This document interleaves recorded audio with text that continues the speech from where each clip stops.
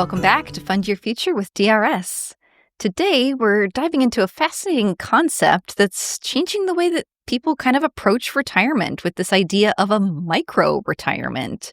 It's kind of like a short planned break in your career rather than waiting until traditional retirement age to maybe either spend time with family or travel or pursue a passion project. Seth, you said you had known some folks who did this. Yeah, a couple of different people in my life have done this. And, the idea of a sabbatical is something that people are familiar with from educational settings. A college professor or a teacher might take a year off and go study something or kind of dive deeper into a topic. I think it's this recognition that sometimes you have something outside of work that you really want to work on, and trying to figure out how to balance that. And I think the other thing, just the term retirement means very specific things to people. Like, you can only do it when you're 65. You can only go sit on a beach, or you can only go play golf. These very specific things you do in retirement. And I think the idea of a micro-retirement or a mini retirement, or whatever you want to call it, a sabbatical, a leave of absence, helps reframe that idea for people that you're not just working for the next 40 years to then live your life, when you're 65 or 70 years old.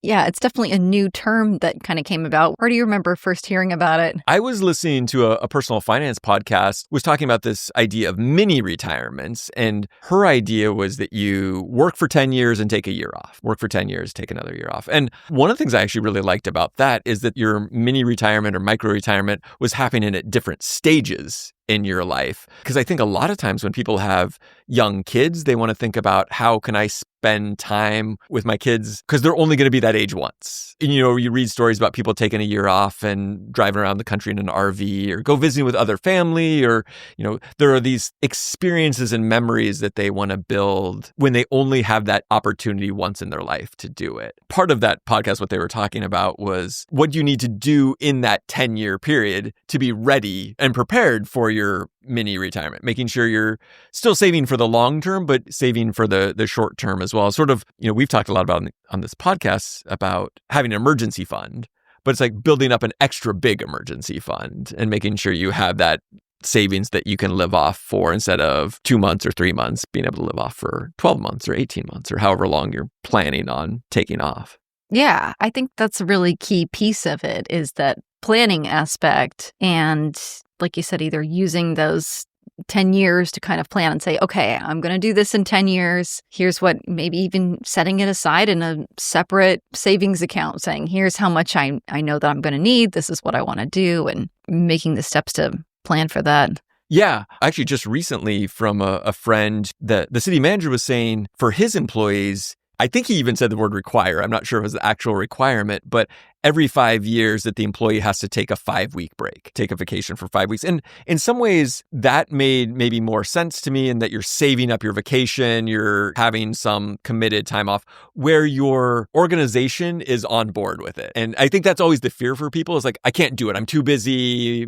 My organization will never survive, whatever. And I think trying to figure out how to have a conversation with your team, with whoever you work with, what provisions are in my collective bargaining agreement to do that? How can we normalize this sort of, people go on maternity leave, paternity leave. I wouldn't say that's a retirement. There's a lot of work, but you're doing different work. Right. And I think that's the other thing, that when you think about the term retirement, is that people think about it not working. But the term sabbatical really means you are working on something else. And I think that's another way to think about it. It's not, I'm going to go sit on a beach, but it's, what are the other things in my life that I want to explore more? Yeah. So I think that's why this is becoming more of a popular topic, as people are trying to find that home-work balance and saying, hey, there are other things that I want to explore, or I want to go be able to take a year off to go take my kids around the country while they're still young, before they, get into high school, or just spend time with my kids while they're young, or, like you said, pursue a passion project, whatever that may be. Yeah, I had a friend who just a few years ago is a teacher and took half a year off to hike on the Appalachian Trail. He'd done it before when he was younger. It was something he wanted to do before he got too much older. And so he still felt like he had the ability to do it the way he wanted to do it. For him, it was also a chance to reflect on what did he want to do after that. And I think people can approach this idea from different ways. It might be easier for people to know they have the opportunity to go back to their job. this is just a 5-week break and my job's going to be there when I come back. For other people, I think it really is more of a life transition. Hey, I've done this job for 10 years.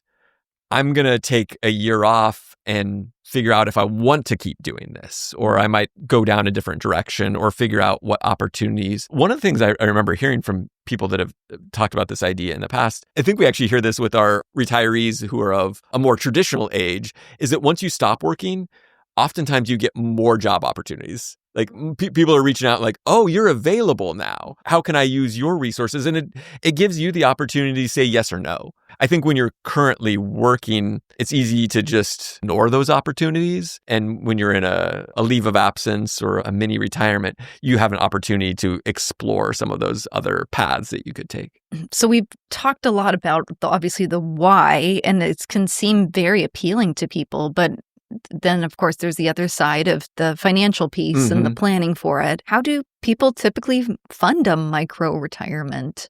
Yeah, I think a lot of it is really intentional savings, as we were talking about, building up what feels like an emergency fund or a bigger fund. And then also thinking about what your expenses are going to be during that time period. We were talking about if you're driving around the country in an RV, if you're borrowing an RV from a friend, if you're staying at campgrounds, trying to understand what those expenses are going to be during that time period as well. You're building a different type of budget, really. And I think that's one of the things that is important to understand. How do my expenses change during that time period? If I have rent and I'm leaving my apartment, maybe that's an expense that's gone away. And are there ways to reduce my overall living expenses or make money in a different way? I think that's oftentimes when people are exploring mini retirements or micro retirements, they're thinking about, hey, I've got this passion project and maybe I want to try to turn it into a business. And so am I able to have an additional income source from that? And I think we've talked about this on other episodes as well, but there are sometimes additional savings that you can tap into, like DCP, or if you're no longer working, if you separated from employment, that may be a use for those funds.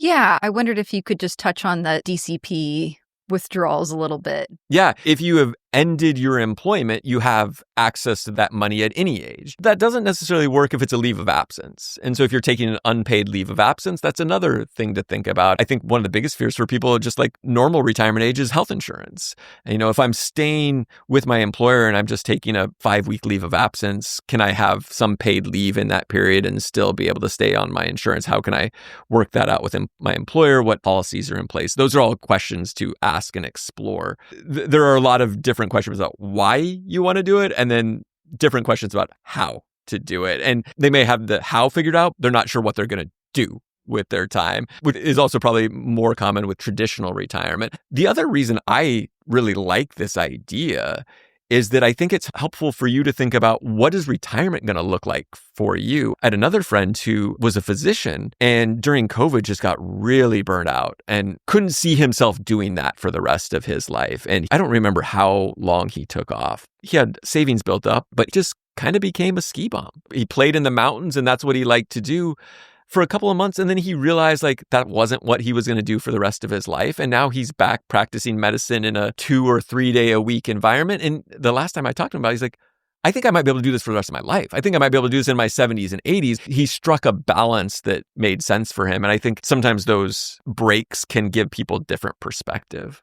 Yeah, obviously way better than just burning out and giving up and being like, I'm never going to practice medicine ever again. Yeah, or continuing to do it and being miserable. Yeah. I think a lot of this comes back to the idea of work-life balance and trying to figure out where those trade-offs are worth. And do you have an environment where you can enjoy your life and enjoy your work?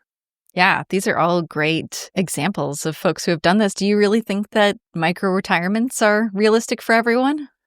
Gosh, probably not. I think there are folks who certainly have not had the opportunity or the time to build up a savings account. And if you're in significant debt, there are real challenges to that. But I also think in the same way that long-term retirement is a goal, I feel like a micro retirement could be 2 weeks. There are reasons we reset and try to figure out how to balance what's important in our lives. And I think It also gives you something to look forward to. This is, I think, a lot of the research around vacations, why they're so beneficial is it's also the hope of that and the joy and the mental space that takes up. Obviously, I don't think everybody's going to go hike the Appalachian Trail for 6 months, but I do think an idea of 5 weeks or something like that, depending on people's structure and their job. And oftentimes the biggest thing that holds people back is that they feel like they can't be replaced at work. Nobody can do what I'm doing. And I think the thing to realize and talk to the people on your team about is what happens if you quit? What happens when you retire? When you actually retire? It's very rare that employers are able to hire a replacement before you leave. And so what sort of cross-training is in place? And what work can wait? And what work may need to come off the plate during certain times? Those are hard conversations to have. I certainly wouldn't say that is easy.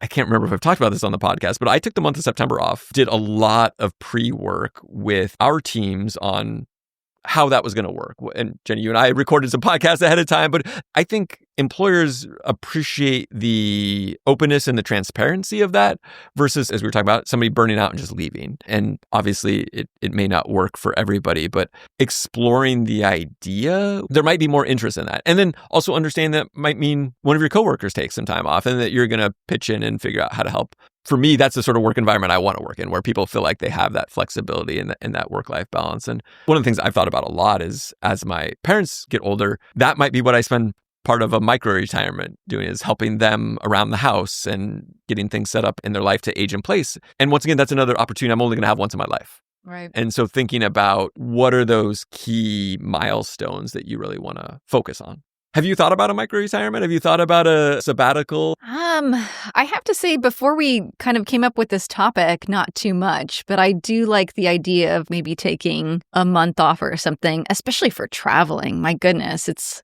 my husband and I have talked about, going to New Zealand. You want to be able to take more than 5 days off if you're going to fly halfway around the world. So I like the idea of being able to maybe take a month off to do an extended trip somewhere would be really great.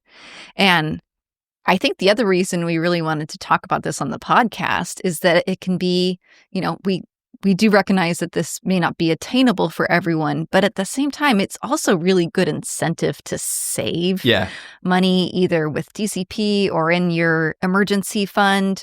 I was going to say for young people, but really for anyone. Yeah. I love that idea of saying, I'm going to work for 10 years and then take maybe 3 months off is your goal. Having enough savings that you feel comfortable that you could take even a month off, I think for most people is a huge goal, but attainable if you kind of plan out your savings and saying, okay, 5 years from now, I want to be able to take a month off and take this trip, or go spend time with my sister, or whatever the thing is that's an incentive for you can be huge. And maybe planning it out a couple years so that you can really build up those savings.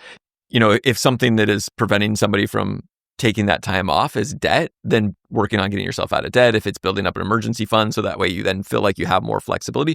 We talked about this on a previous episode, I think, about financial independence, financial freedom, and the different stages of that.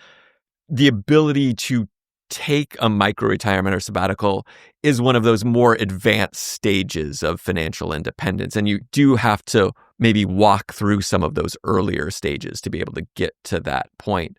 And that's where I think figuring out what the motivation is, why you want to do it, whether that is to explore some passion project or, start a business. My wife and I were talking about this recently as I was kind of contemplating the idea. I would really like to fix up my yard, go all in on growing food and really having a yard that I feel like I don't want to ignore as much, I guess.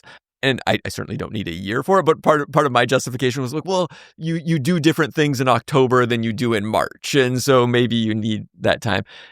I don't know. I guess you could take a micro retirement where you take 1 week off a month. You always take the first week of the month off or something like that. And once again, I think it's a good idea to think about that transition to retirement. What are you going to do when you're not working? What are you going to do after work? Whether that's after work on a weekend or on a holiday, but also after work when you actually are retiring and you maybe no longer want to or can work. This is a really just powerful idea because there are some things that you can only do at different stages in life, and really thinking about what are those things that you absolutely don't want to miss out on. And then as people are thinking about micro retirements or stepping away from their work, if you do leave service officially from your public employment, we just want to remind folks that you can restore that service credit. If you take a leave of absence. So if you're still with your employer, but you're not working, you're not using leave, there will be a gap in your retirement credit, and you have the ability to purchase that time back when you come back to employment with that employer. Now, if I were to leave DRS and take 6 months off and then go work for the city of Olympia, that isn't time that can be purchased back because I wasn't employed at all during that time period. But if you've taken a leave of absence, you absolutely can purchase that time back, and that's the cheapest time to purchase it back. And when you're thinking about saving for a micro-retirement, maybe that is something to keep in mind, is how much is it going to cost for me to purchase this time back as well, and build that into your overall budget. And then your future self will thank you for doing that down the road when you actually have your full-on retirement. Yeah. Put those service credits in there that are obviously going to get you that. Yeah, that slightly higher pension. Yeah. Great. Well, if folks have any other questions for us about this topic or other topics, you can email us at drs.podcasts@drs.wa.gov. Perfect. Thanks, Jenny. Thank you. Thanks for listening, and now we'd love to hear from you. What topics would you like to hear about? What questions do you have for us? Send an email to drs.podcasts@drs.wa.gov. That's drspodcasts@drs.wa.gov. The Department of Retirement Systems provides this podcast as a public service, but it's neither a legal interpretation nor a statement of DRS policy. References to any specific product or entity do not constitute an endorsement or recommendation. The views expressed by guests are their own, and their appearance on the program does not imply an endorsement of them or any entity they represent. Views and opinions expressed by DRS employees are those of the employees and do not necessarily reflect the view of DRS or any of its officials.